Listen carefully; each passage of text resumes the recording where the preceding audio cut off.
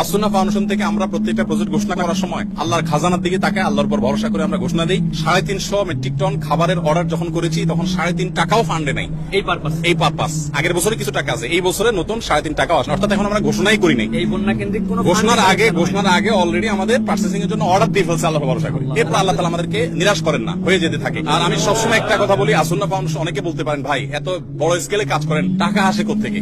আপনারা অবাক হবেন যে গত 24 ঘন্টায় 3 লক্ষের বেশি ডিলিংস হয়েছে, অর্থাৎ 3 লক্ষের বেশি ট্রানজাকশন হয়েছে। মানুষ 3 লক্ষের বেশি মানুষ টাকা দিয়েছে, কেউ 5 টাকা, কেউ 1 টাকা, কেউ 500 টাকা, কেউ 50,000, 1 লাখ টাকা। আমাদের এখানে কোনো বড় লোকের টাকা ফাউন্ডেশন চলে না। অনেক বড় বড় শিল্পপতিরা পার্সোনালি আমাকে ফাউন্ডেশনের পুরো প্রজেক্টের দায়িত্ব নিতে চেয়েছে। আমি বিনয়ের সাথে বলেছি আপনি দোয়া করেন, ফাউন্ডেশন সর্বসাধারণ টাকা চলবে ইনশাআল্লাহ। কাজের জন্য এখানে হাজার হাজার মানুষ আসছেন, সকাল থেকে হাজার হাজার মানুষ, কত হাজার মানুষ আসছে আমরা জানি না। দুপুরে আমরা 1000 মানুষকে খিচুড়ি রান্না করে খাইয়েছি, জুমার সময় যারা ছিলেন। তবে জুমার আগে অনেকে কাজ করছেন, চলে গেছেন, নতুন করে অনেকে আসছেন। আলহামদুলিল্লাহ, এটা বাংলাদেশের মানুষের জন্য বিশাল বড় একটা অনুপ্রেরণার বিষয় যে আমরা যে কোনো দুর্যোগে ঝাঁপিয়ে পড়ি। আলহামদুলিল্লাহ, আমাদের আজকে যে সমস্ত মালামাল প্যাকেজিং কমপ্লিট হয়েছে সেটা দুই ভাবে হয়েছে। এখানে যেগুলো হয়েছে এগুলো হলো সব ভারী খাবার, চাল, ডাল, তেল, চিনি, লবণ। এগুলো ইনশাআল্লাহ আমরা আগামীকালকে পাঠাবো, কারণ এই মুহূর্তে বন্যার্তদের প্রয়োজন হলো সবচেয়ে বেশি হলো উদ্ধার তৎপরতা, যেটা আসলে প্রশিক্ষিত লোকবল ছাড়া সম্ভব না। সো ওইটা এখন বাংলাদেশ সেনাবাহিনী এবং অন্যান্য বাহিনীর সদস্য ভাইরা তারা অক্লান্ত পরিশ্রম করছেন হেলিকপ্টারে বিভিন্ন ভাবে মানুষকে উদ্ধার করার জন্য। কিন্তু উদ্ধার করার সাথে সাথে তাদের যে খাবারের প্রয়োজনটা হবে, শুকনা খাবার, সে ড্রাই ফুডটার ব্যবস্থা